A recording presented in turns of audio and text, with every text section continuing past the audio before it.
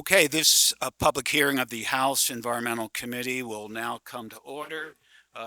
Evan, could you take the roll? Go ahead. Vitale. Present. Brown. Leave. Fleming. Leave. Hohenstein. Here. Isaacson. Online. Kazim. She should be here any minute. Atten. Leave. Pielli. Online. Rivera. Online. Salisbury. Leave. Siegel. Leave. Steele. Online. Kakak. Online. Webster. Online. Rader. On leave. Bashline. Leave. Day. Leave. Flick. Leave. James. Leave. Kephart. Leave. Mahaffey. Leave. Pugh. Leave. Schaefer. Leave. Stender. Stender. Oh, yes, leave. Twardzik. He's here. Wentling. Leave. Okay, Joe, would you lead us in the pledge?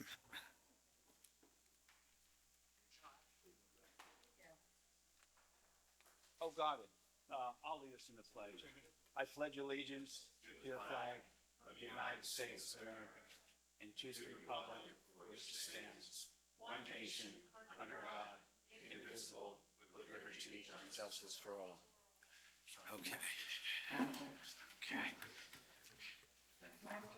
Okay, this is a public hearing of the House Environmental Committee on the proposed liquid natural gas export terminal under consideration in the Chester, Eddystone, Marcus Hook Trainer area. The reason I called this hearing is that the fear that this proposal will proceed under the radar without sufficient public scrutiny, without considering, first and foremost, the health and safety issues of the people along these river communities. Second, the climate impacts of a liquid natural gas export terminal, and we will have testimony soon from Dr. Howarth regarding this climate impacts. And third, the ratepayer considerations involved in opening up demand to the world market as opposed to domestically. This, I believe, is an active issue, not a passive issue.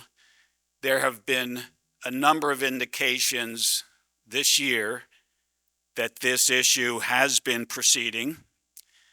There was an April 28th opinion piece by Senator McCormick discussing Penn America and the building trades $7 billion project in this area. There was a June 3rd meeting at the White House by Frank James with White House officials discussing this proposal. There was an October 7th podcast involving Rob Baer, sponsored by the Kleinman Institute, discussing this proposed liquid natural gas terminal in Eddystone. So I believe this is a real issue. I believe it's an issue we need to be concerned about. So we have brought together what I would consider a very impressive array of speakers. We have Dr. Robert Howarth from Cornell University and Tracy Carluccio from the Delaware Riverkeeper, who will be in our first panel. We have Lauren Minsky, a professor at Haverford College, who will be in our second panel. We will have Liz Marx, executive director of the PA Utility Law Project, who will be speaking next. And in our final panel, we will have James Hiatt, who's founder of For a Better Bayou, who has flown all the way in from Louisiana. We really appreciate that effort. And of course, Zulene Mayfield, the heart and soul of political activism in this area, who will be joining James. Yes, yeah, give it up. Give it up for Zulene. Yeah. Now, those are the people who will be speaking today. I want to make it very clear. We have asked those who support this proposal to be here too. We've put in numerous efforts to contact Frank James, the CEO of Penn America, and we have every reason to believe he is aware of this hearing. We have asked Rob Baer, president of the PA Building Trades, to appear. And we've also offered, as the House rules require, the opportunity for the minority chair to provide a testifier. Those offers were all declined. So we have tried to make this a balanced hearing, but the speakers are what they are. The ground rules are that each speaker is afforded up to 8 minutes to give their presentation, and followed by the opportunity for committee members to ask questions to fill out a 15-minute segment for each speaker. So for each speaker, it's a 15-minute segment where the speaker is provided 8 minutes with the balance going to questions, and we will enforce that strictly. We will just double that with panels involving 2 people. And we hope to conclude by 10 o'clock. Before we open it up, I'd like to, before we go on to Mayor Root, I would like to give our acting minority chair the opportunity to give some opening thoughts. Thank you, Mr. Chairman. You have a full panel. I will reserve closing remarks. It's great to be back here in Chester. Zulene, nice to see you again. And it's very nice that we have a large crowd that's concerned, and we're going to try to get the information so we could feel and make good decisions. Thank you, Mr. Chairman. Okay, with that, I have the honor of bringing up, and as I said to Mayor Root, you can speak whatever you want in whatever fashion you want. Just come on up and say what you feel your constituents in Chester need to hear. The only constraint being is we have to get Dr. Howarth out of here by I think it's before 11. But anyway, fire away, Mayor Root. Thank you for being here. Thank you, Rep. Vitale. And welcome everyone to Chester City Hall, particularly the PA House Environmental and Natural Resources Protection Committee. I'm really glad to see you convening again, although you may not hear that totally in my remarks today. I also want to thank the residents and the neighbors for coming down and seeing this live. I want to thank those who are prepared to testify today. So let's just get started. Good morning. I am Mayor Stefan Roots, and on behalf of the people of the city of Chester, I am here to strongly and emphatically say no to LNG in or near our city. This isn't my first rodeo speaking before, and quite frankly, I'm disappointed that we're even having this discussion again. Didn't you hear me the first time? I'm not our former mayor. LNG is simply not welcome here. An LNG terminal or export terminal would be an extreme health and safety hazard, as you've already heard, for the city of Chester or for any other town along the stretch of the Delaware River. I'm introducing a new initiative. I just thought of this as I was sitting there so that the committee can have a easy 3-letter acronym to remember our position. It's WMO. We've moved on. Let's first talk safety. From a safety standpoint, it would be negligent and irresponsible to locate an LNG terminal in this region. Explosions can and do occur with these facilities. The blast zone, that sounds terrible, would displace many residents and put thousands more at serious risk. Chester is a home is a city of homes and families, churches, businesses, children, and senior citizens. As we seek to revitalize Chester, my vision is to build new housing and attract new residents to the city. I also want to see Chester become more and more a destination and attraction for visitors. We have a Major League Soccer stadium that brings tens of thousands of fans to our waterfront every week. We have brand new world-class sportsplex with a rapidly growing sports scene that attracts thousands more visitors to our waterfront every day. Now, I am all for new construction in Chester that adds something safe and healthy and beneficial to the community. We have new multi-million-dollar development projects in the blast zone underway in this area, including our Chester City Public Works Garage and a new power home remodeling facility. I'm not pushing these projects in the blast zone. I'm not pushing them out to accommodate a blast zone, is what I want to say. We also are working with Kimberly-Clark, right behind me here, for a tract of open land to create an environmental classroom and nature park. And we're working with our public and private interests to do a long-term lease to create an environmental center right there in Air Park next to Chester High School. We've moved on. It would be devastating to our city's progress to put a ticking time bomb LNG terminal on our waterfront in close proximity to our residents, our visitors, and workers. This dangerous facility does not belong in a densely populated urban area like Chester. And you already know that. It's like I'm preaching to the choir who refused to sing the song. Let's talk about health.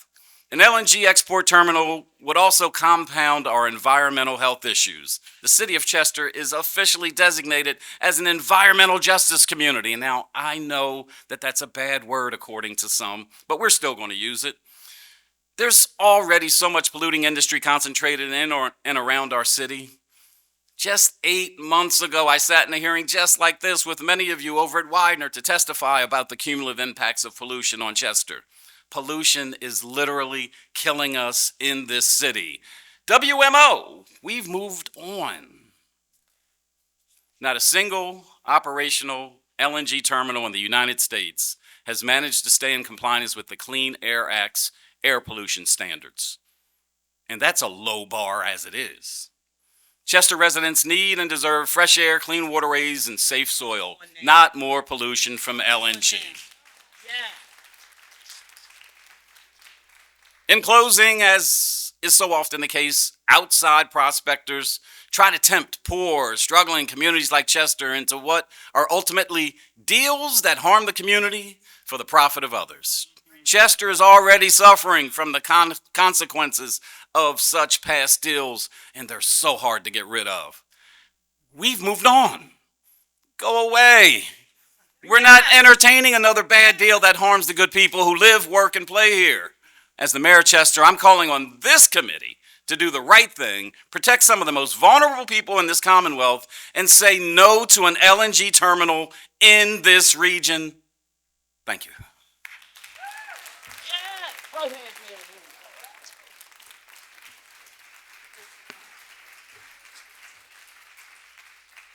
Thank you, Mayor. Very much appreciate those comments. Also wanted to recognize our host legislator, Carol Kazim. Thank you. Okay, our first panel will be Dr. Robert Ruth, Professor of Ecology and Environmental Biology at Cornell University, and Tracy Carluccio, Deputy Director, Delaware Riverkeeper. Tracy, come on up. I know Dr. Howarth is going to testify remotely, and either of you can go first. It's your choice. What do you want to do? Dr. Howarth, did you want to?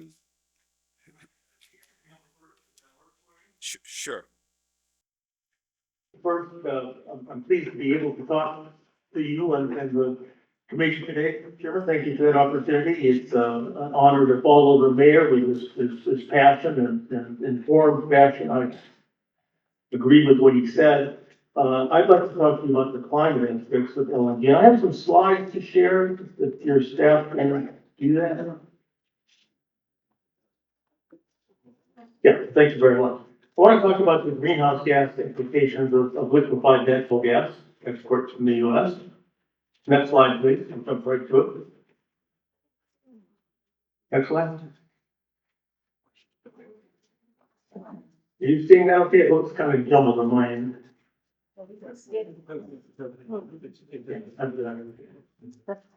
The context is that the planet is warming. We are on track right now, unfortunately, to warm to 1.5 degrees above the pre-industrial baseline average temperature of the Earth within the next few years, certainly by 2030. That's a dangerous temperature.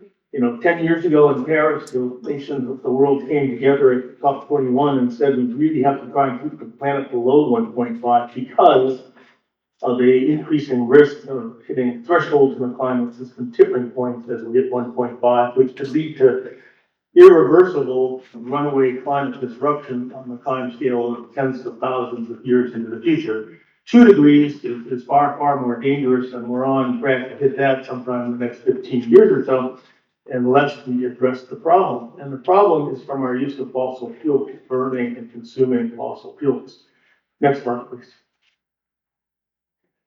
And I want to talk specifically about methane because we're talking about liquefied natural gas, and natural gas is methane, that's what it is.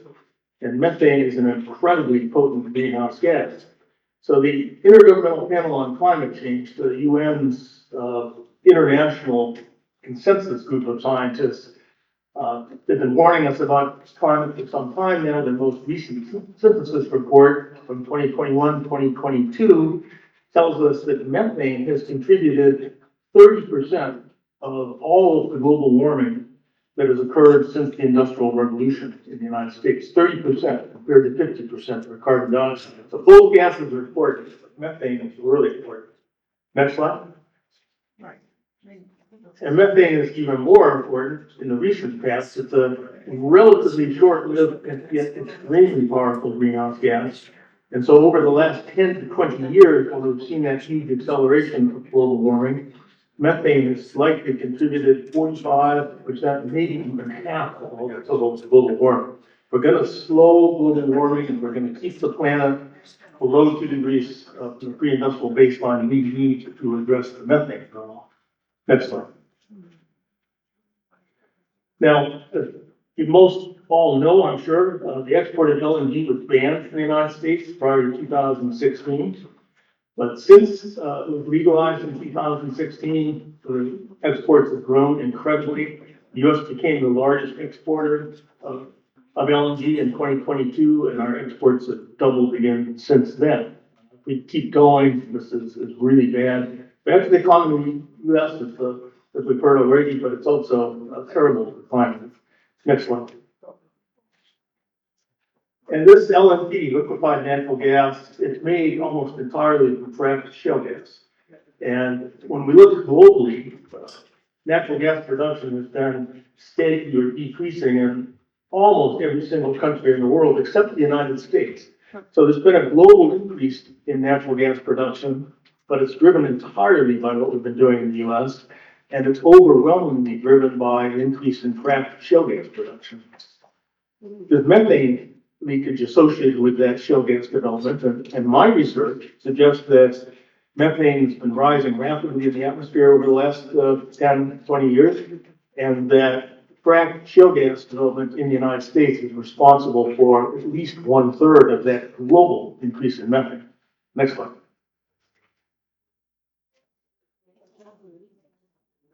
Next slide, please. Okay, thank you. Get back to that one. That's great. Thank you. Back one. Right, thanks. I conducted a life cycle assessment of the greenhouse gas consequences of LNG specifically, which was published a little bit over a year ago. I made an advanced copy publicly available, and it was picked up by the White House a year before that. And when Joe Biden was still president back in January of 2024, he used my paper in a press conference to say we need to put a pause on further LNG exports to the U.S.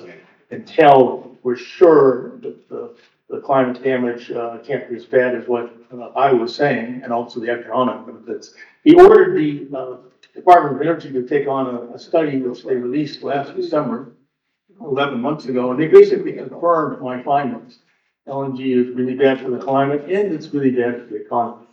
So let's look at why it's bad for the climate. Next slide.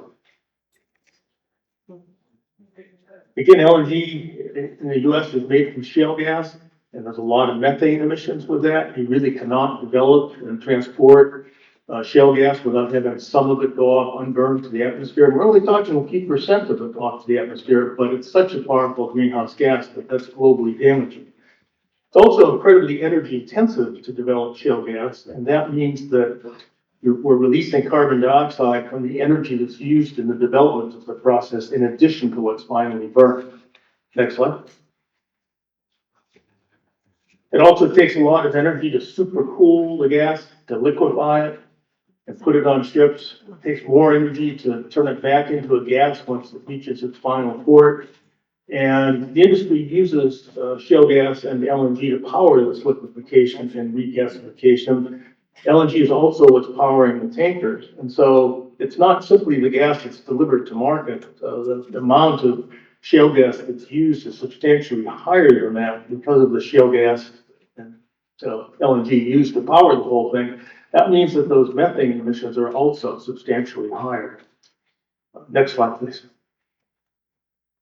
And then the tankers themselves release methane. I won't go into much detail on that, but it's an important issue. Next slide. So in my analysis, I used the most recent data on what methane emissions are from shale gas development in the United States. This is a paper published back in 2024 in Nature. And this paper is based on almost 1 million observations now using satellites and airplane flyovers as to what methane emissions are. Methane is a big problem. We really have a good handle on what those emissions are in the US now, and it's significant. Next slide. So this is one of two sort of summary figures I want to show you. And what we're looking at here is the greenhouse gas footprint of liquefied natural gas, transported in 4 different types of tankers. And the bottom line is the type of tanker doesn't matter too much. Old-fashioned tankers have their pluses and minuses, and the most modern tankers have their pluses and minuses. Industry will tell you the tankers are getting better and better. That's not true. They're just getting different. But the other take-home message from here is that the emissions from the final combustion, the carbon dioxide that comes out when you finally burn that gas, that's shown in blue. Those are, they're significant, of course. Doctor, we're at the 8-minute point, so if you could just finish up that thought, and then we maybe get more information out in the question and answer period. Sure, absolutely. The bottom line is the methane emissions and the indirect carbon dioxide emissions are important too. Next slide will be my last one. Sorry to be running over. This compares LNG with natural gas as we use it domestically in the U.S. or coal or diesel oil or with heat pumps. In this case, heat pumps used in Europe with heat homes instead of gas, using the average electric grid electricity in Europe. And clearly, electrification and heat pumps are the way to go. All fossil fuels are bad for the climate. We need to move away from all fossil fuels, but LNG is by far the worst of those. And I'll stop there. Thank you. Thank you very much.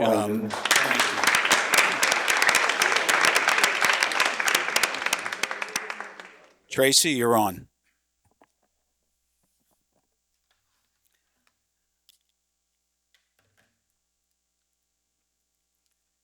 Good morning, Chair Vitale, Chair Rader, and committee members. Thank you for the opportunity to testify here today. I'm addressing the environmental footprint of the proposed Penn America LNG export facility based on the information that is publicly available. That information, unfortunately, is imprecise and incomplete, which we consider unfair but intentional on the part of the company. What the company has said is they will ship the LNG overseas. They will primarily source the gas from Pennsylvania's Marcellus and Utica shales. They plan to process up to 1 billion cubic feet of gas per day, plan to export 7.2 million metric tons of LNG each year, and plan to operate for 20 years. This would be the first and only LNG export facility in the Delaware River watershed, and the first in all 4 watershed states. It would be located in the most densely populated region of Pennsylvania.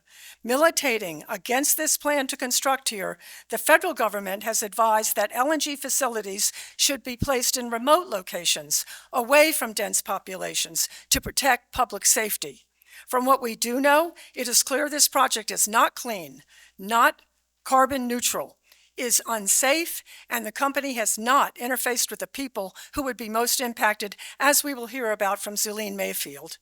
The project will have enormous negative and long-lived environmental impacts locally, regionally, statewide, and even globally. To accurately assess the burdens that accompany the proposed facility, we look at the entire footprint of the life cycle of the gas, from gas wellhead to the pipelines and related infrastructure, the LNG processing plant, its storage, shipping, and end use. Let's first look at the upstream impacts of high-volume hydraulic fracturing, or fracking, which would be spurred by this LNG project. This is the cradle in the cradle-to-grave journey. In Pennsylvania, 14,380 frac gas wells have been drilled between 2007 and 2023. Pennsylvania is the second greatest producer of natural gas in the nation, second to Texas. These wells have many pathways of pollution. Of the more than 1,000 chemicals that are confirmed ingredients in fracking fluid that is injected underground to release the gas, hundreds are potentially carcinogenic, toxic, or hazardous. They produce polluted wastewater that contain the frack fluids and proppants and deep geology pollutants brought back up to the surface, including heavy metals and naturally occurring radioactive substances such as radium-226 and 228, a life cycle of 1,600 years.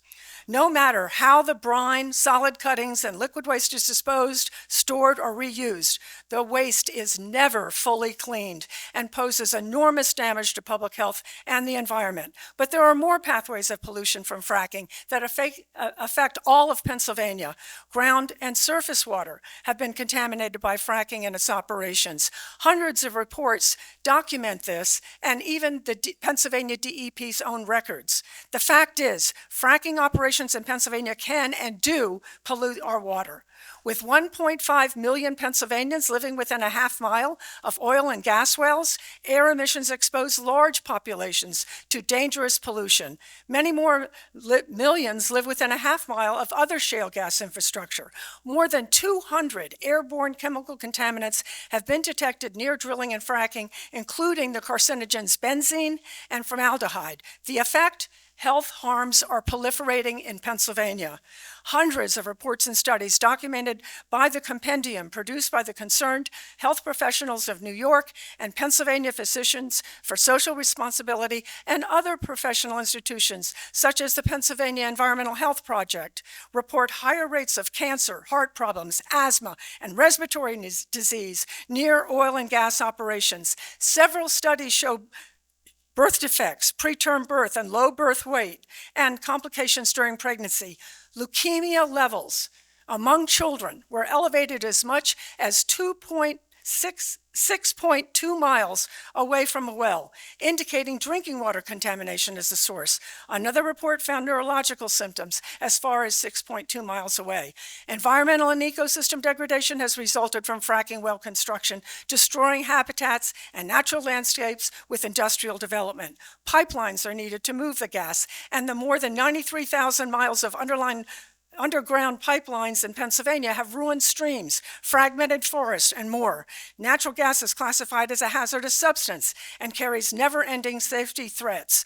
There were 108 pipeline safety incidents in Pennsylvania between 2010 and 2018, causing 8 fatalities, 21 injuries, 15 explosions, 1,118 evacuees, and more than $67 million in property damage. Compressor stations are installed every 50 to 100 miles along pipelines. They release chemical pollutants into the air, such as volatile organic compounds, nitrogen oxides, and particulate matter. This impacts local residents most heavily, many of whom are socially vulnerable and already overburdened. Penn America LNG export plans will require new wells and increasing production if the projected volume of LNG needed by Penn America is realized. The harms would multiply. These are the upstream costs that Pennsylvanians would bear.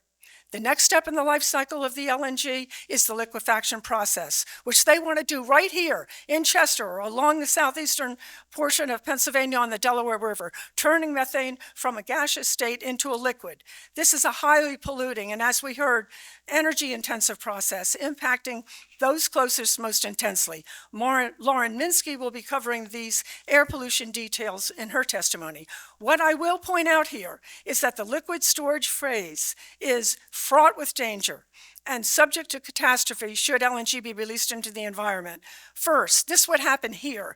LNG is liquefied by freezing it to minus 260 degrees Fahrenheit. If released to the air, it forms a very cold, flammable vapor cloud more than 600 times larger than the storage container. An unignited, ground-hugging vapor cloud can move very far distances, and exposure to the vapor can cause extreme freeze burns. If in an enclosed space, it asphyxiates, causing death. If ignited, the fire is inextinguishable. The fire is so hot that second-degree burns can occur within 30 seconds for those within 1 mile. The cloud can also explode with the force of a catastrophically powerful bomb. Fire chiefs are supposed to immediately evacuate a 1-mile area or 2-mile area. How can we do that in this densely populated area? After storage, the next phase is shipping. These ships are larger than any ship that travel this far up the Delaware River. It would require additional dredging for wharfs and pose safety threats to Delaware River communities. In fact, potential spillage, accidents, and explosions from LNG tankers is one of the reasons that the state of Delaware has banned LNG terminals in their coastal management zone. And if an LNG tanker were to explode, it would have the force of 69 Hiroshima bombs. Increased ship traffic means increased harm to many species living in the Delaware.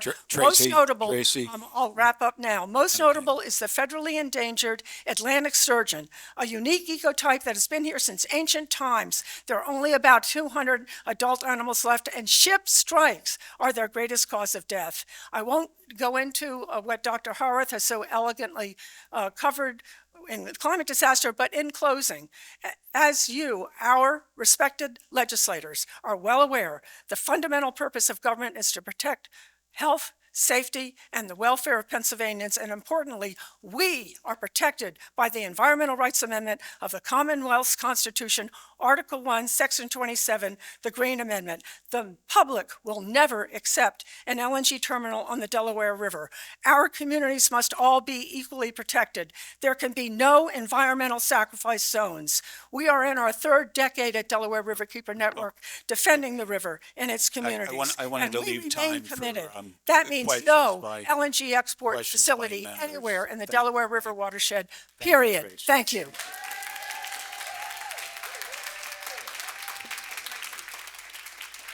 Okay. Very much appreciate your passion.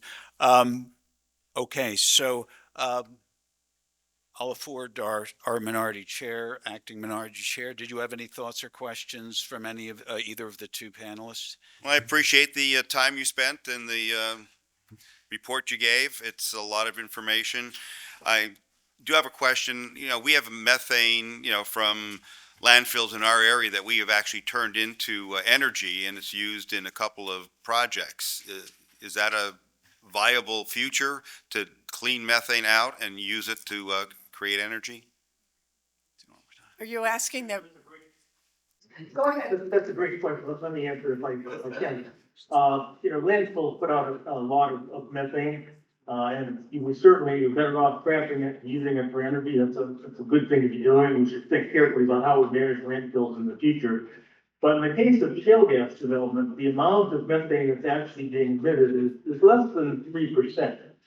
And most of it is just, you really cannot trap it and use it in any way. When you do pipeline maintenance, the normal procedure is to blow all the methane off into the air before you well. There is no other technology for it.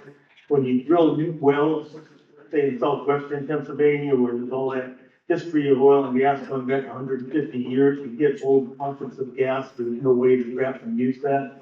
So, in order to make LNG an acceptable fuel from a methane standpoint, we'd have to cut those methane emissions by at least 90%, and that is just physically not possible.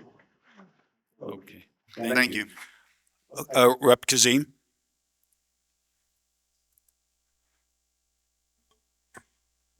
Thank you, Chairman. And thank you to our testifiers, Ms. Tracy and Dr.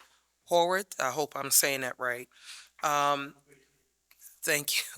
Dr. Howarth pretty much just answered briefly a little bit of my question of what Chairman Radar was asking, which, one, I hear a lot of different conflicting, I'll say, I guess, alternatives and solutions to the LNG.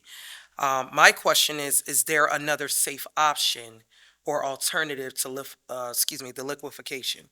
Because I'm hearing there's like some other different options. Do anybody have any alternative solutions to making it more? Respond, Representative Kazim, thank you for the question. I would just respond that no, there's no place in the Delaware River watershed for an LNG facility. And that's because we're too densely populated here. The federal government themselves say that it should be in remote areas.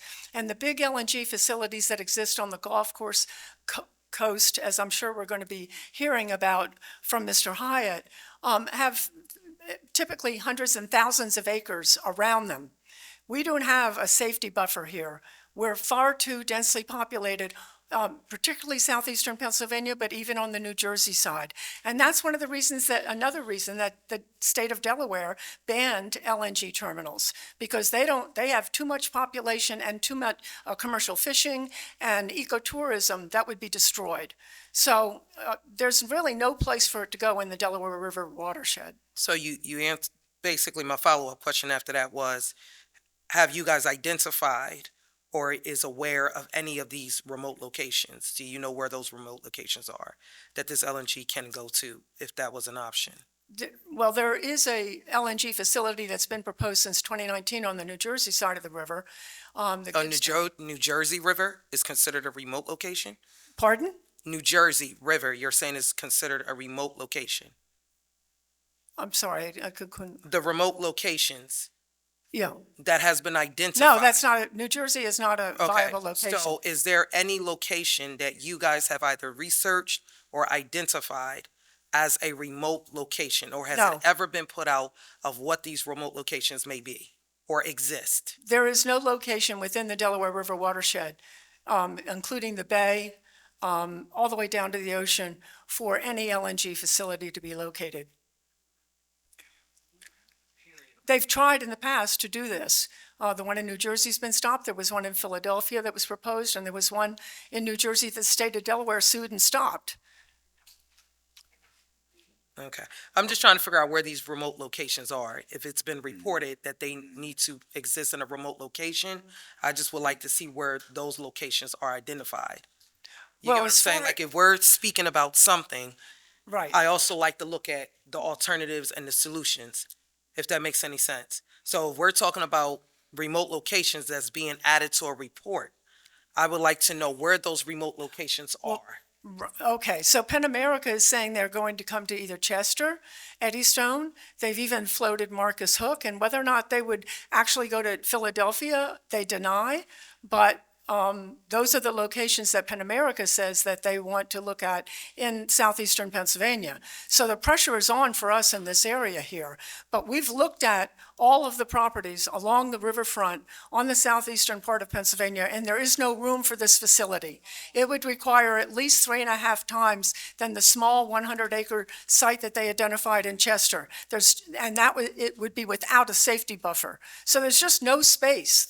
It's all developed, it's filled up already with enough polluting facilities. And all of those facilities from the port of Philadelphia all the way down till you reach the state of Delaware are already over-occupied. Okay, so I appreciate that. We want to, before this panel ends, I see Joe Hohenstein. Rep. Hohenstein has a question. Joe? I'll waive off in the interest of time. Okay. Carol, did you have anything else you wanted to say? Okay. We're good? We're good? Okay. Very good. Thank you. Thank you both. Thank you so much for that. Good to see you. Thank you. Next, we will have Lauren Minsky, Dr. Lauren Minsky, Visiting Assistant Professor of Health Studies, Haverford College. Let's see, we get ready here. Okay. Lauren, thank you, Dr. Minsky. Thank you for coming today, and you can proceed when you're ready. Okay, thank you. Thank you.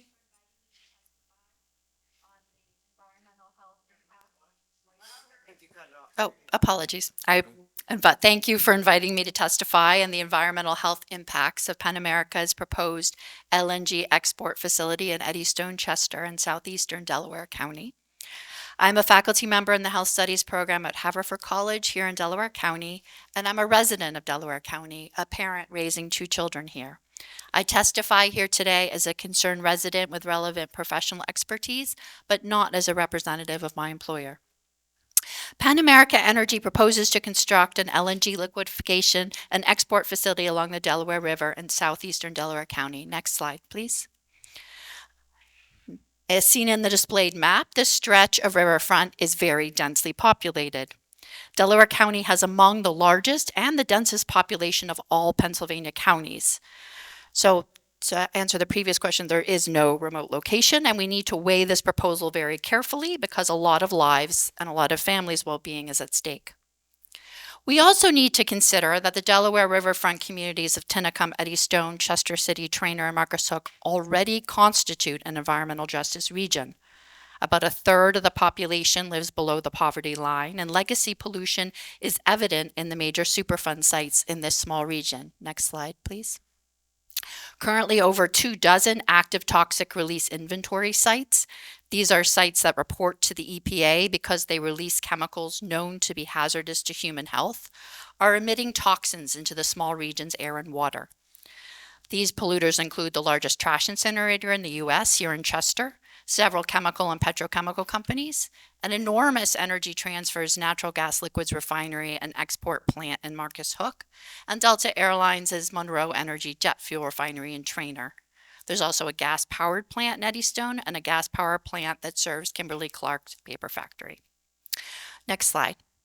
I want to be clear as well that we are speaking today about true fence-line communities. Families, many with young children, live in houses, visit shops, and eat in restaurants a mere chain-link fence away from an enormous incinerator and the existing jet fuel and natural gas liquid refineries in Trainer and Marcus Hook. The impacts of the emitted pollution on the air that they breathe is direct and total, unmitigated by distance and any possibility of dissipation. It is beyond question that the air in these communities is heavily polluted. The American Lung Association's State of the Air Report Card for 2025 gave Delaware County a grade F for particle pollution and a grade D for ozone levels. These abysmal scores are for all of Delaware County, and in the southeastern riverfront communities, the ground ozone levels also an F and out of compliance with standards set by the Clean Air Act. Next slide, please. There's also much more than particulate matter and ozone in southeast Delaware County's air. We know this because based on the allowed emissions that are detailed in DEP facility permits and the EPA's TRI data. But we also know this based on direct observation and measurement of air composition.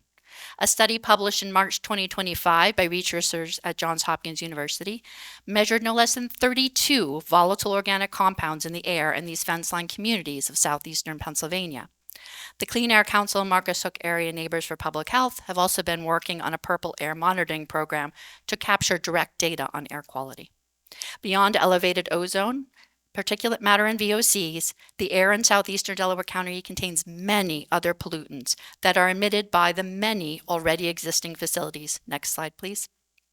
These include persistent organic pollutants, heavy metals, greenhouse gases, a range of gaseous pollutants and acid gases, radioactive gas, or radon, and radioactive particulate matter, and other particulate matter like PM10 and PM2.5. There's a vast literature on the statistically significant links between exposure to these pollutants and life-altering and life-threatening diseases, which is beyond the scope of my testimony today. So I want to focus on the information we have about specific lived health experiences of southeastern Delaware County residents who are facing so many cumulative impacts already. I'll focus first on residents' experiences with cancer, drawing upon data on real cancer risks and historical cancer incidents generated by two cancer screening tools. Next slide. The first is the EPA's air toxic screen, which uses, quote, best science and emissions data to provide screening level estimates of the risk of cancer and other serious health effects from breathing air toxics, unquote. The displayed map here shows their air toxic cancer risk index as mapped by municipality in Delaware County. It does so against a base layer map that contains some but not all of the county's heavily polluting infrastructure. And as you can see, southeastern Delaware County has the highest lifetime air toxics cancer risk, with the risk greatest along the Delaware riverfront, and especially in Trainer and Marcus Hook, where the oil and natural gas refineries are located. But we can also see from this map that as the wind blows, so does air pollution. In turn, so does the air toxic cancer risk. The EPA's air toxic screen illustrates that all of Delaware County communities are impacted by air pollution that is produced and released into the air along the Delaware riverfront. We are all connected. The next tool, next slide please, is the People's Cancer Incidence Screening Tool, or PCIS, which is a screening tool that provides calculations of the average annual crude cancer incidence of municipalities as compared with the U.S. national, Pennsylvania state, and all county incidents. It does so for a 20-year period from 2002 to 2021 with data from publicly available sources. So using PCIS, we can see sustained elevations in the average annual live cancer rates of a municipality over a long period of time. As this chart shows, the combined cancer rates for adults in the communities of Tinicum, Eddystone, Chester, Trainer, and Marcus Hook shows several cancer signals, particularly for laryngeal, liver and bile, Hodgkin's lymphoma, lung and bronchial, pancreatic, esophageal, colon and rectal, stomach cancer, and myeloma. Even a cursory survey of the scientific literature demonstrates that these cancers have statistically significant associations to chemical pollutant exposure. Next slide. Now, cancers are undoubtedly rare in children, but the National Cancer Institute reports that is nevertheless the leading cause of death by disease among children beyond infancy in the United States. Among Americans under the age of 20, leukemias, lymphomas, and brain and nervous system cancers are the most common types. All three of these cancers are associated with environmental pollutions in the published scientific literature. We know that children are far more vulnerable to carcinogenic impacts of pollution exposures because they receive a significantly larger dose by body weight than adults. Moreover, published research establishes that proximity to oil and natural gas drilling, fracking, and refinery is associated with elevated leukemia, lymphoma, and brain and nervous system cancers. Two recent formal epidemiological studies conducted here in Pennsylvania by researchers at Yale and the University of Pittsburgh have shown that proximity to shale gas drilling or fracking wells with its associated methane and chemical exposures is specifically associated with childhood leukemia and lymphoma. Next slide. Given this, it's important for us to consider the cancer signals for children under the age of 20 in southeastern Delaware County, where, albeit at the other end of the pipeline, there is a lot of gas, a lot of natural gas, as well as oil and other exposures. Dr. Minsky, we're about at the 8-minute point. Okay, I will hurry up. Our analysis here shows, two, that we see elevated signals throughout southeastern Delaware County for leukemia, lymphoma, brain and nervous system cancers. We see those signals right along the riverfront communities, but again, as the air toxic index shifts westwards, we are also picking up those signals in communities to the west. So this is an issue that concerns all Delaware County residents. There are also many health conditions beyond cancer. If you could just quickly scroll through 10, 11, 12, and 13, those are for the committee's consideration around asthma, chronic obstructive pulmonary disease, disabilities, and mental health systems, all of which are elevated. Next slide. I'd just like to ask, this clearly implicates quality of life, as Circle and Ms. Zulene Mayfield have testified over and over again. And if just like you to look at this photograph and imagine the stress of raising your beautiful children with this in your backyard. So in light of all of this, is there room for a liquefaction and export facility? I would firmly say no. Most facilities are built on thousands of acres of size, to speak to the question of possible locations, and they're proposing to do it on less than 100 acres in a densely settled residential zone. Next slide. I'm wrapping up. Next slide. You can see here too that it's going to add considerable quantities of many of the toxic pollutants that are already in the air and are seriously harming residents' health. These are highlighted in yellow. I won't name them all in the interest of time, but they are many and they are significant. Additionally, a recent 2025 report by the Environmental Integrity Project found that every fully operational liquefied LNG terminal in the U.S. has violated federal pollution limits in recent years, including excess releases of benzene, a potent carcinogen that is linked to leukemia in children. This also concludes, as has been covered, the explosion risks. And I would also like to point out that with global warming, we get stronger storms and risks of flooding and a major inundation event that would spread toxins. Next slide. Lastly, I would just point out, as Tracy Carluccio already covered, that we need to consider the fracking end of the spectrum, that our brothers and sisters in western and northern Pennsylvania are suffering from many health effects, including, as the studies have shown, leukemia and lymphoma in their children for families that live near fracking wells. So I want to conclude by saying that if we value the health of our families, our friends and neighbors, and throughout the Commonwealth, we need to build a different future, one in which we can all thrive. We should not be building a future in which growing numbers of parents are burying their children. Building a healthy future means there's absolutely no room for Penn America's LNG plant, not in Chester, not in Eddystone, not in Marcus Hook, and not, for that matter, in South Philly or anywhere. Thank you. Okay, thank you.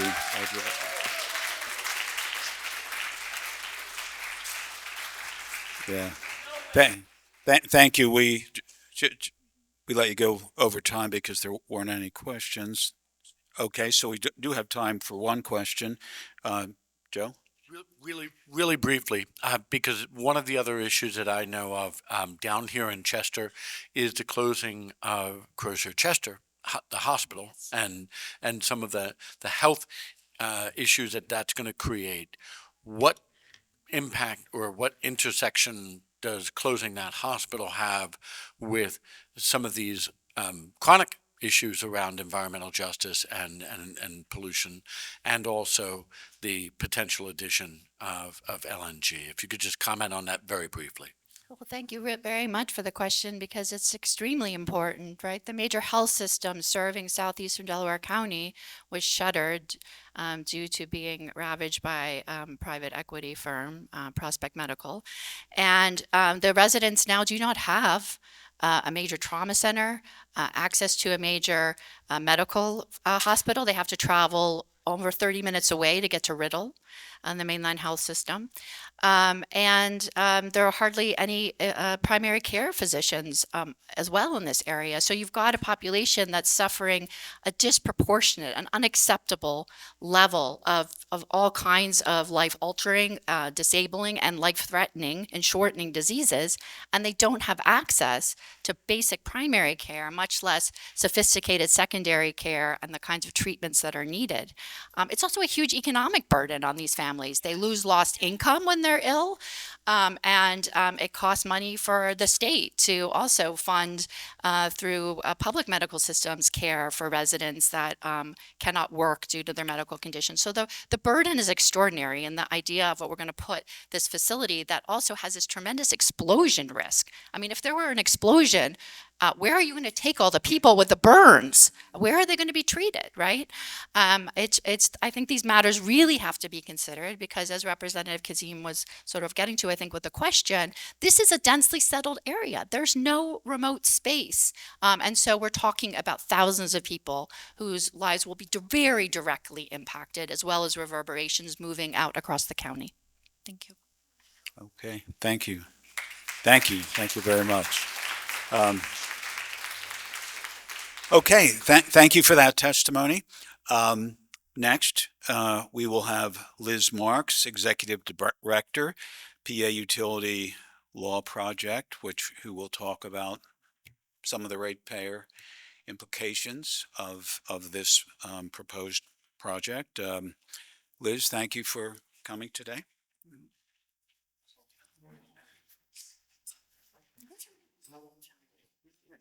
There you go.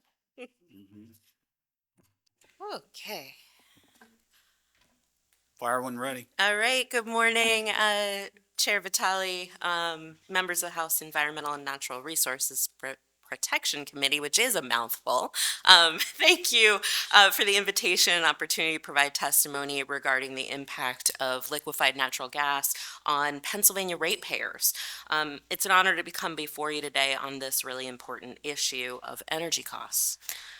My name's Elizabeth Marx. I serve as Executive Director of the Pennsylvania Utility Law Project, which is a specialized statewide legal aid office administratively housed within Regional Housing Legal Services, and we are a member of the Integrated Pennsylvania Legal Aid Network.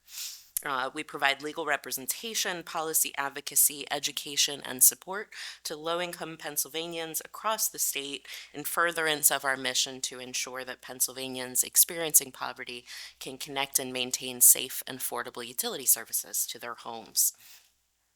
My testimony today is on behalf of those low-income clients that we represent in all corners of the Commonwealth.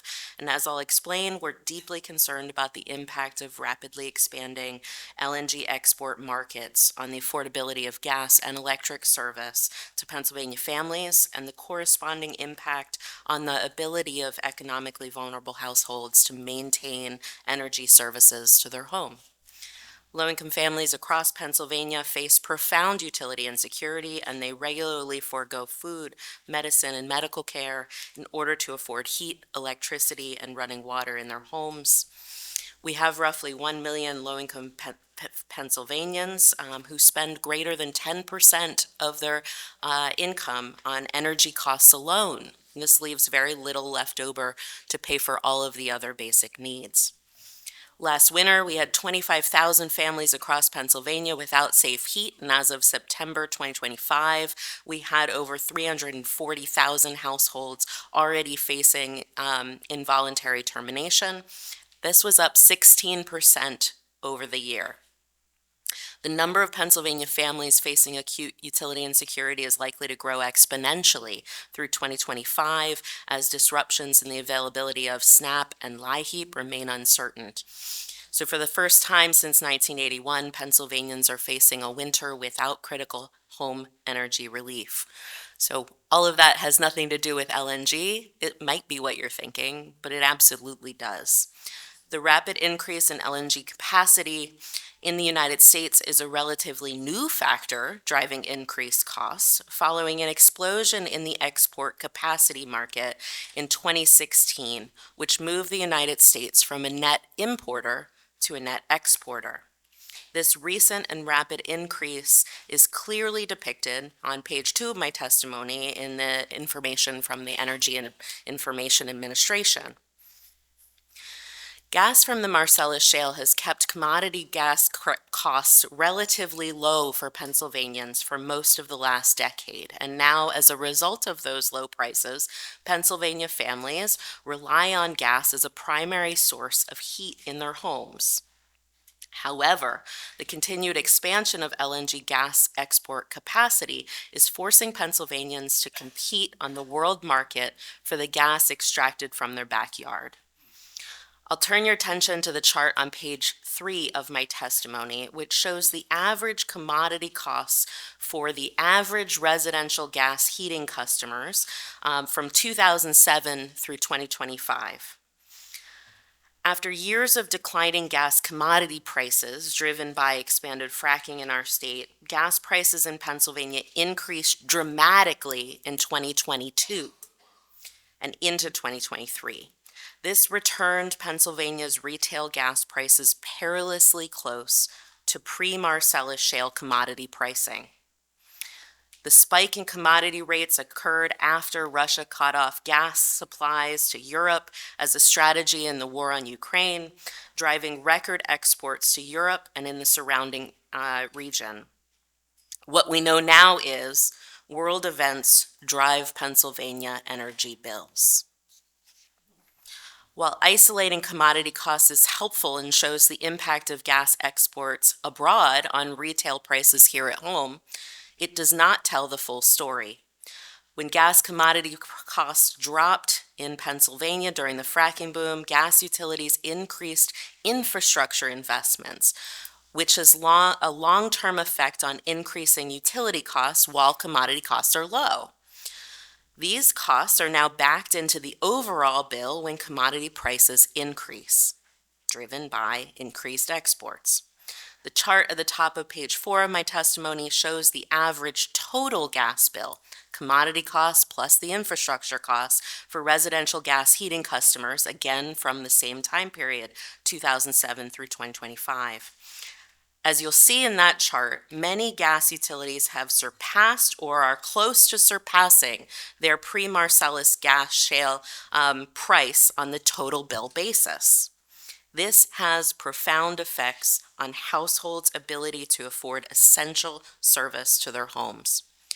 Following the spike in gas rates from 2022 to 2023, going back to the massive exports we had in that year, residential involuntary gas terminations increased 40% year over year, resulting in a staggering number of Pennsylvania families without basic gas service. Simply put, Pennsylvania families cannot afford to compete and are being priced out of the market for energy to their home. The increase in LNG exports not only affects retail gas rates, it also has a significant impact on electricity rates, as 60% of Pennsylvania's electricity is generated by gas-fired power plants. While the immediacy of the impact of gas exports on electricity rates is more gradual than gas rates, as a result of the staggering contracting and the purchase of electricity on the wholesale market, the overall impact is significant. In short, the wholesale cost of gas has a direct and immediate effect on the price of gas and an indirect, but nevertheless profound impact on the cost of Pennsylvanians' electricity bills. In the year that followed the 2022 spike in gas rates, as high gas prices found their way into electric generation rates, involuntary termination rates for electricity customers followed suit, increasing 25% year over year from 2023 to 2024. Historically, the federal government has not expressly considered the impact of expanded export facilities on domestic energy prices, or more specifically, on low-income families. The Federal Natural Gas Act of 1938 recognizes gas as an essential utility service and prohibits approval of export facilities that are inconsistent with the public interest. But the Act does not define the public interest, leaving broad discretion on what that means. In 2024, the Department of Energy paused further approval of new LNG export facilities to review the factors used to determine... Liz, we're at the 8-minute point, so if you could... I will conclude my comments by saying that the public interest analysis was historically rooted in a finding that because it's good for the market, it is good for Pennsylvania families, but what we have found is that it is not. In light of the projected increase in gas exports overseas, even without the proposed facility, we are anticipating massive impacts to energy bills for households. We have an unprecedented projected load growth associated with hyperscale AI data centers, and domestic gas prices are expected to continue to rise dramatically across the state. I'll yield now to any questions that you have. Thank you. Joe? Thank you, Chair. I wanted to ask that you just mentioned in passing, which is the hold on the development of any new LNG facilities.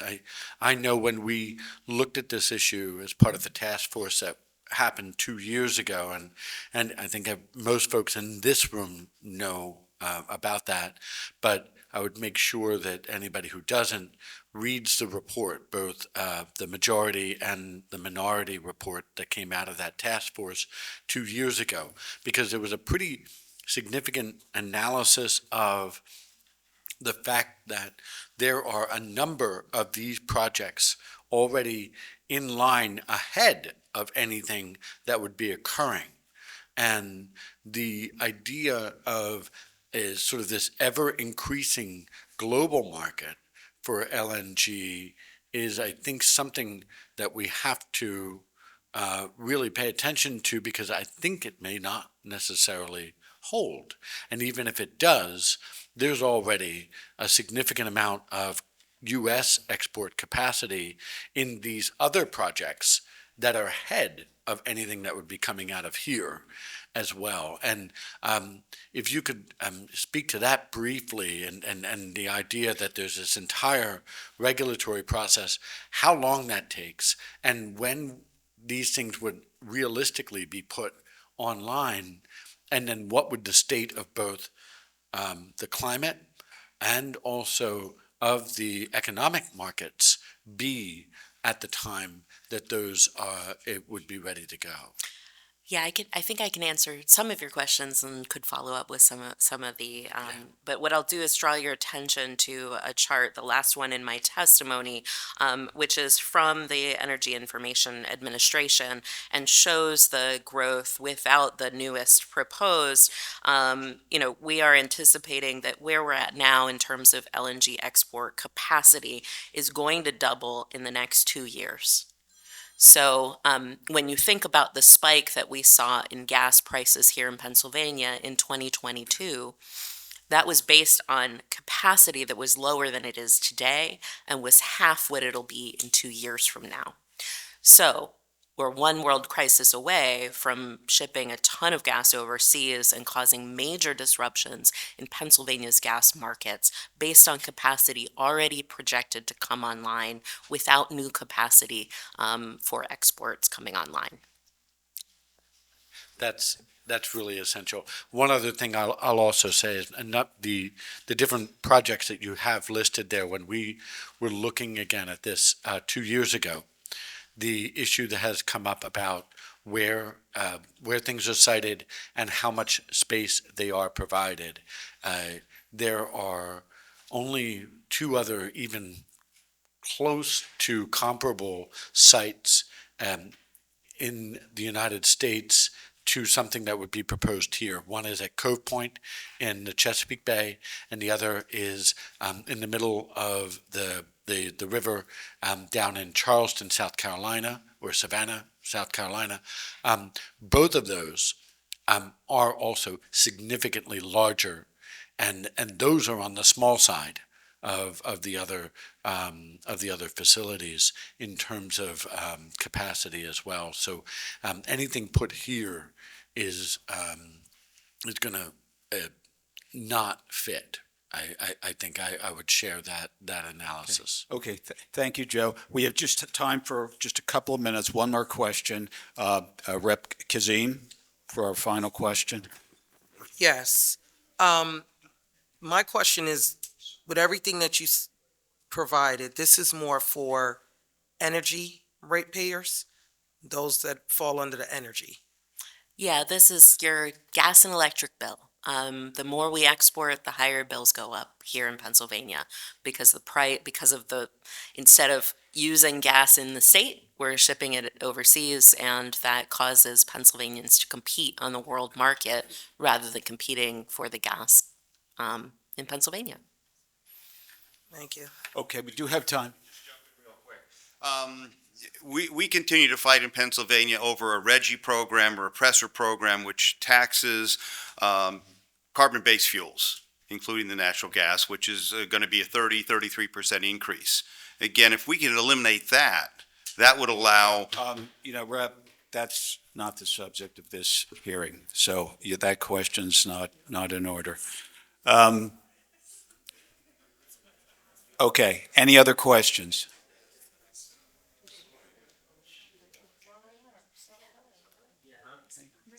Okay, thank you. Thank you, Liz. I Representative. appreciate that. Now is our final panel. We have two speakers, one who has traveled the furthest distance to get here, James Hunt, founder for Better Bayou, and we have a person who has traveled the shortest distance to get here, Zulene Mayfield, chairperson, Chester Residents Concerned for Quality Living. So thank you both, and you guys can proceed when ready. First, thank you. I don't want to follow Ms. Zulene. That would be. Thank you all, Chairman Vitale and the members of the committee. I really wish more of the minority were here. I come from Louisiana, where we have a supermajority of Republicans. Our governor is Republican, and I appreciate the opportunity to come and speak. I think it is a bipartisan issue, what we are talking about here, and it needs to be heard fully. My name is James Hiatt. I am from Lake Charles, Louisiana. If you are familiar with Louisiana, it's shaped like a boot. You probably know about New Orleans, which is in the toe of the boot. I'm from the heel of the boot on the Texas border on the Gulf Coast. I'm a third-generation oil and gas worker. My father retired from a refinery. My grandfather retired from a pipeline company, and I worked for nearly a decade in another refinery and on ships, on LNG ships and in storage facilities. I understand this industry, and I'm here today to tell you what it looks like to live alongside what you already know, but especially to live alongside liquefied natural gas facilities. These are called LNG, but the LNG actually stands for lies and greed. In Southwest Louisiana, there are already 3 operating LNG export terminals. 2 more are under construction right now, and several others already permitted. These projects were sold to us as engines of prosperity. Instead, they have brought suffering in the forms of air pollution, damaged fisheries, and destroyed wetlands. We were promised opportunity, but what we got was sacrifice. Fishermen and community members routinely report headaches and nosebleeds. Parents say their children have asthma or that it's worsened. That these terminals began operating, older residents have suffered new heart conditions, cancer diagnosis. This past Sunday, one of our fishermen had a massive heart attack. God, he's okay. He survived the heart attack. Just a few years ago, a fisherman's wife had a heart attack. The increase in health impacts are not just statistics. These are living human beings who deserve to have life, who don't deserve to be sacrificed at the altar of profit for a few corporations at the expense of all of us. Just this last week, the Environmental Integrity Project issued a report called Terminal Trouble, and it showed that all 7 of the current operating U.S. LNG export terminals have violated the Clean Air Act. Every permit that is given out is a permit to pollute. And there's supposed to be limits on that pollution. Unfortunately, these terminals cannot even live within the limits that they are imposed upon them. And yet they've only paid about $1 million in fines. Money does not replace people's lives and people's livelihoods. These export terminals reported 425 pollution incidents, more than 14,000 tons of toxic air emissions. These facilities also emitted 18 million tons of greenhouse gases that contribute to the climate chaos that we have seen and that will affect every one of us, even those who don't live on the fence lines. The health impacts are not limited to Southwest Louisiana. We have visited with folks from around the Gulf Coast who also have these LNG terminals in their backyards and have also experienced harmful health impacts. Even when you see the flares that run to combust some of this excess gas, those are frightening. Huge 100-foot flames, black smoke billowing at the end of them. Those are dramatic. But what's even more dramatic is when you can see with an optical gas imaging camera that does not only show the thermal, but actually shows the gas is being emitted 24/7 at these facilities. When you can see that these are 24/7 emitters, you have to understand that the impacts go far beyond the fence line. We are, according to a report issued by Greenpeace and Sierra Club in 2024, called Permit to Kill, air pollution from operating LNG terminals already causes an estimated 60 premature deaths and $957 million in annual health costs. That's the ones that are already here. To put another one here in a densely populated area, you're asking about alternative sites. We have one that's proposed just offshore. They want to put it 30 miles offshore. That's better than putting it in a community for sure, but at the same time, the climate impacts that we are all going to be seeing because of a continued dependency on fossil fuels is unacceptable. From the time the carbon is, the hole in the ground is made and the carbon is extracted and piped and liquefied and shipped and regasified, all of those tie into a continued dependency on fossil fuels. We keep hearing that Ukraine needs gas, and that is a reason why these companies want to continue building out. They don't care about Ukraine. They care about their profit margins only. And until we actually put lives and livelihoods ahead of profit margins and short-term impacts, we hear about the jobs. They're always promising jobs. There are no real jobs. To operate these terminals only takes a handful of people. Dozens for one. The largest one in the world is in Sabine Pass in Louisiana. It employs 400 people. There were thousands of construction jobs, but we can construct a better world without continuing to build out dependency on fossil fuels. Pennsylvania faces a proposal to develop an LNG export infrastructure for that Marcellus and Utica shale. I urge you to look carefully at Louisiana before taking this path. Once an LNG terminal is built, it will define the surrounding community for generations. You inherit the pollution, the safety risk, the regulatory cost, and most of the profits go to these companies and their shareholders and not to the people. The communities near your ports could face what we live with every day: constant noise, harmful invisible emissions, and the fear of the next explosion.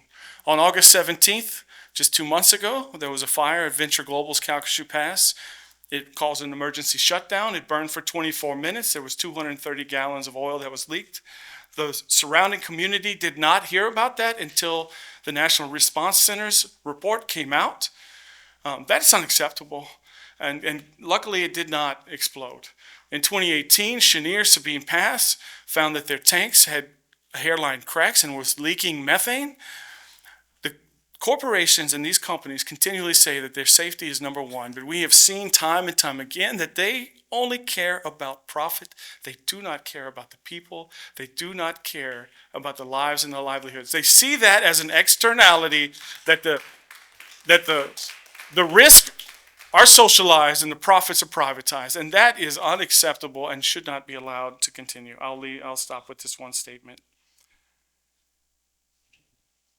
What's happening in Southwest Louisiana is not prosperity. It's extraction in every sense of the word. We are paying with our health, our wetlands, and our way of life, and I hope that Pennsylvania will heed the warning. The promise of LNG is short-lived. The consequences are generational. Please choose a path that protects your people, your air, and your water. and I thank you for the opportunity to share this story. Okay, thank you very much.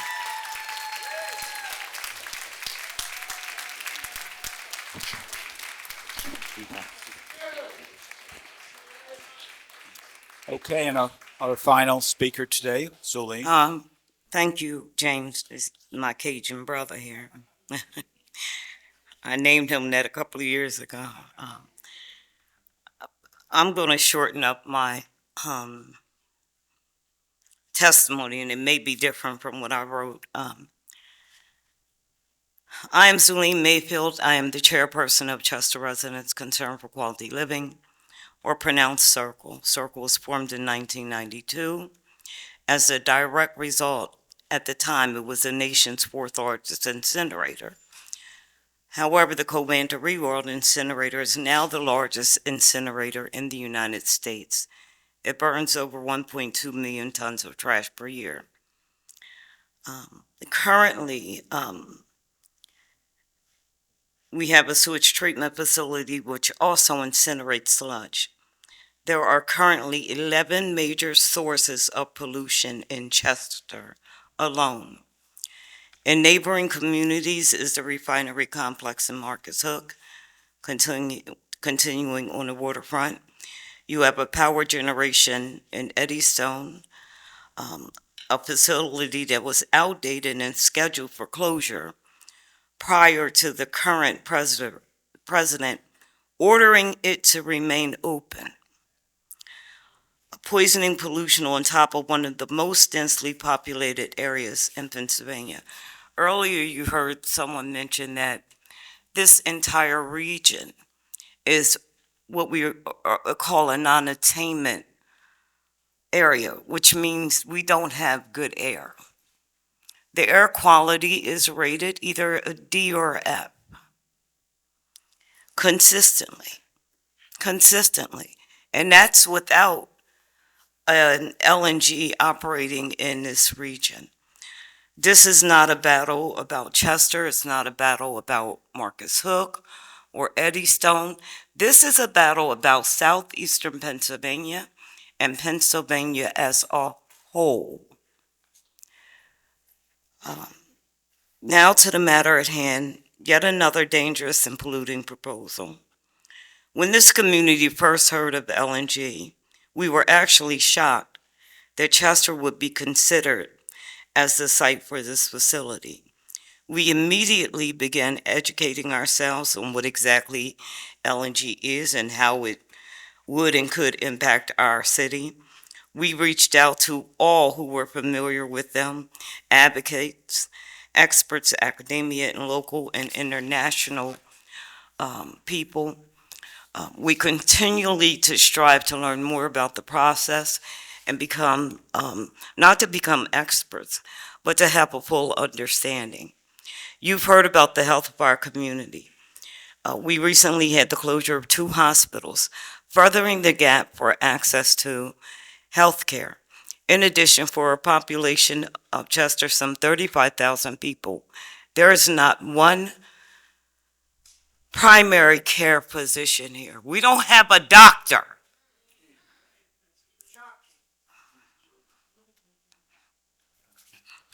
We don't have a doctor.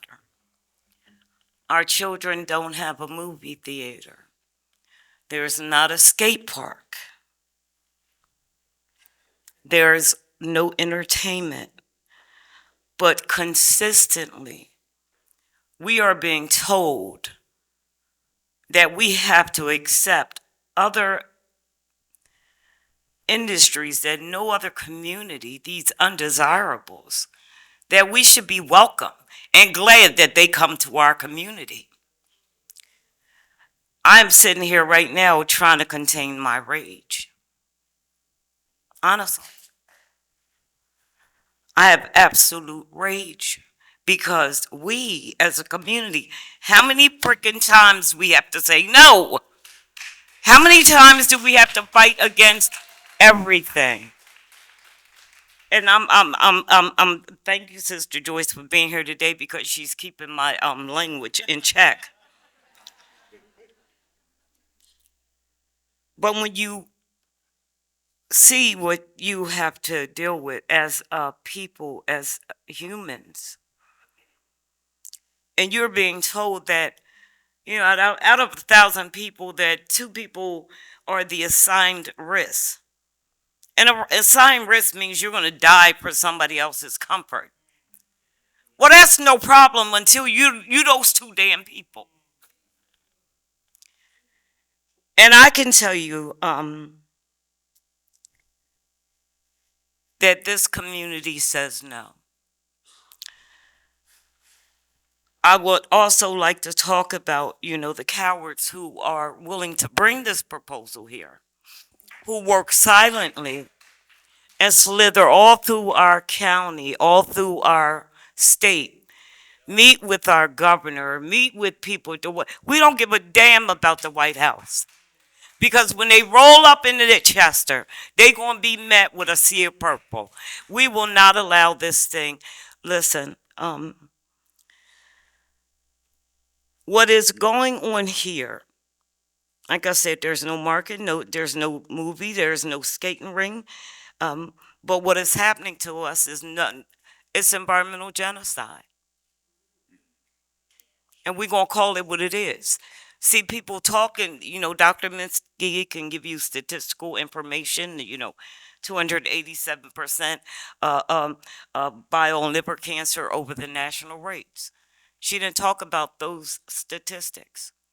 But when people talk about statistics, what I can tell you is that we know those statistics.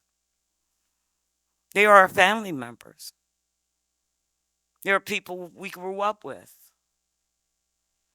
I have a member here who lives on a block, on both sides of her block, every house, somebody has died from cancer. Every house. Every house. I wear a button today. You know, a lot's been said about LNG, and I don't even want to talk about LNG today. Because they are what they are. They are a poisoning polluter. They will come here with talks of prosperity. Our community has seen it before. It's nothing but the banana in the tailpipe. Jobs, jobs, jobs. They don't talk about we are not qualified to have those jobs. Not only that, we lack the certifications. And we will certainly lack the 5-year requirement, industry requirement, that you have to have 5 years of experience. They will send people who don't live in this community, union people who make really good money, much more money than our local labor unions make, to demand jobs, and they go throughout the state. The jobs are temporary, but death is forever. It's forever. I have a young, you know, earlier this year, and actually on Saturday, Circle hosts what we call is the They Matter event. This event acknowledges the loss of life to cancer. We celebrate those who have survived, and we encourage those who are battling the disease in Chester and surrounding communities. In July of this year, Circle lost one of our Zulene, members. you're past the 8-minute point, but I don't see any other questions, so you can All keep right, going. I got to finish this. Well, okay. yeah, okay. Oh, so we do have a question. Okay, so if you could wrap that up. I'm and we'll almost move done. on I'm to getting questions. done with it real quick. Okay. I wear a button. We lost a member. His name was Joshua Shockley. Joshua was absolutely a vibrant man. He was pure sunshine, nothing but a teddy bear. When he called me and told me about his diagnosis, we prayed, and I encouraged him. At the time, his wife was pregnant. The same day that his son was delivered was the first day of his cancer treatment.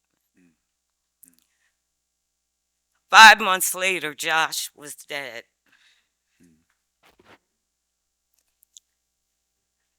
Now this community is here to bury our people. We buried them. You all talk about statistics and what is good for this community. We are burying 38-year-old men. He was 38 years old. He should not be dead. He should not, from a rare form of cancer that they've determined was environmental.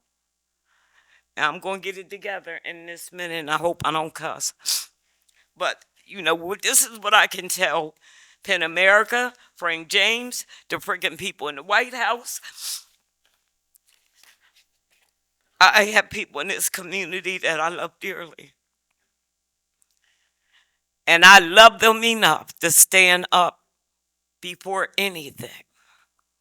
We love each other enough. We are the Davids, and Goliath can bring his ass on, and we are going to slay him. But we need your help, legislators.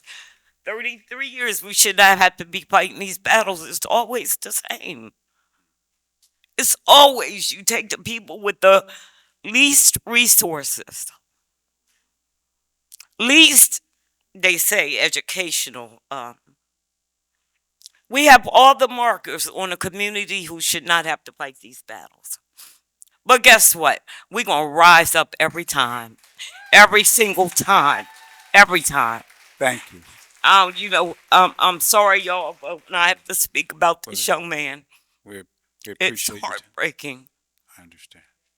It's heartbreaking I understand. at 33 years of age to lose your life. And prior to that, his mother died from cancer a year earlier. And when I see his little baby, you know, it's like, that's why we fight. Thank you for sharing that. I appreciate that. Rep. Kazim.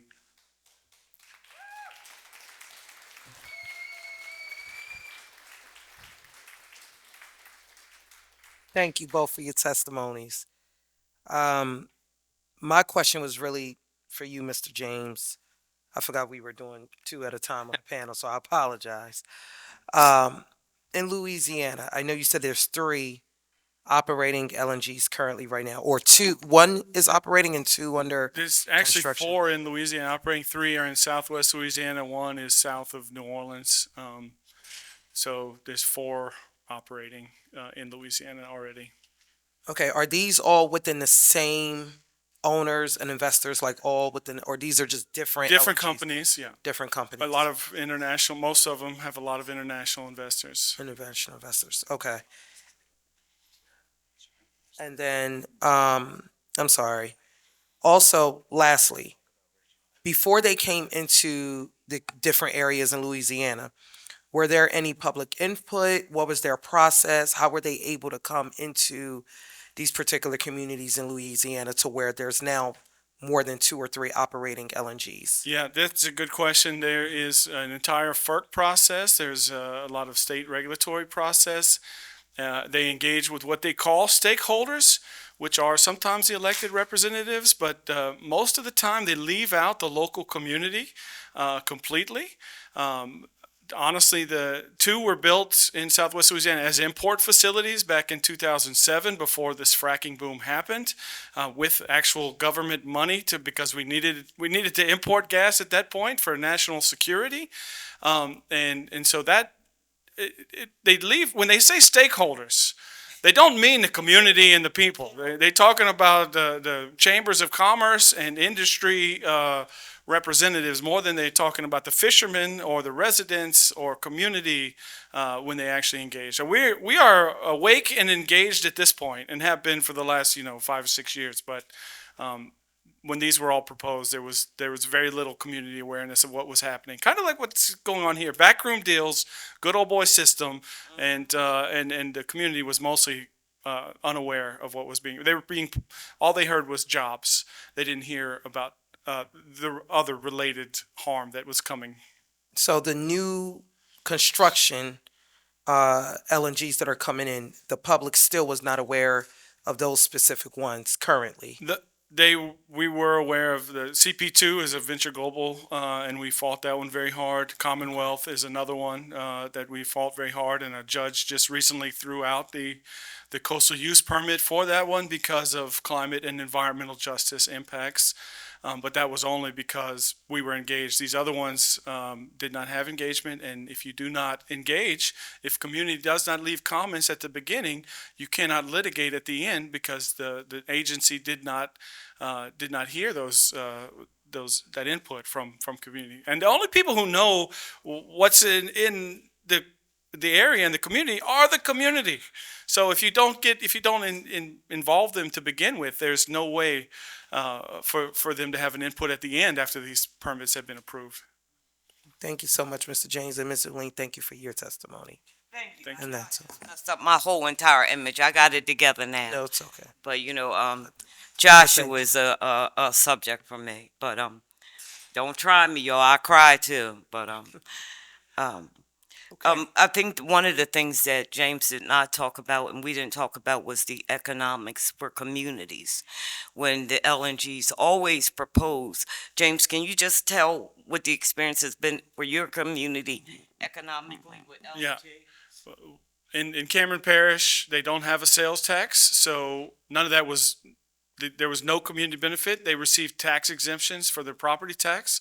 Basically, every job for the LNG in Southwest Louisiana is subsidized, over $6 million per job in tax exemptions. I'm sorry, can you repeat that? How many jobs? Yeah, every job, $6 million, almost $1 billion a year in property tax exemptions, and these were 15, and the industry says there's $40 billion invested in the local community that does not collect a sales tax.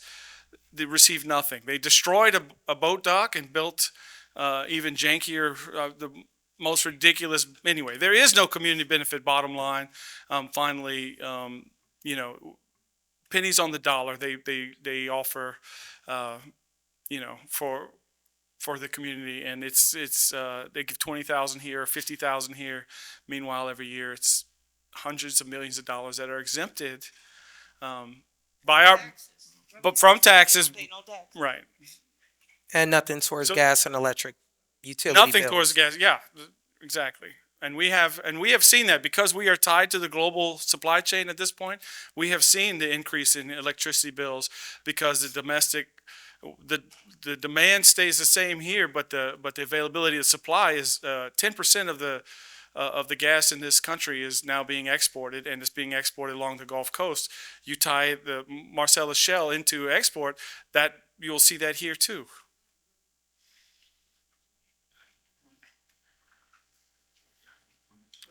Thank you. Okay. Do we have any other questions from any of the panel members? Okay. Thank you very much. We really appreciate it. Thank you for coming today. Thank you. Tim, I understand you're. I just want to thank you, Chairman, for bringing us up and allowing us to hear from the people. Again, that's part of our job. We represent our communities, and it's good to learn, and thank you for being so involved in your community. I come from the old coal mining area, and way back when we won 2 world wars and fueled the Industrial Revolution. But today when we mine coal, we do it better, and we reclaim land. We shouldn't all be pushed back on our past sins, but moving forward. But again, as we learn more, the better we can take care of communities. So thank you very much. Okay. I'd like to thank everyone. I mean, especially the people who took time out here of their day to come and show their support. I want to thank the speakers, the panel members. I think that this issue of the LNG terminal along the Delaware waterfront is just a huge issue from a climate perspective, from an environmental justice perspective, from a consumer protection perspective. And I just think it's people like you who take the time to show your opposition to political leaders, gives us any hope of prevailing here. So again, thank you. Thank you for your activism and your time. And hearing's adjourned. Thank you.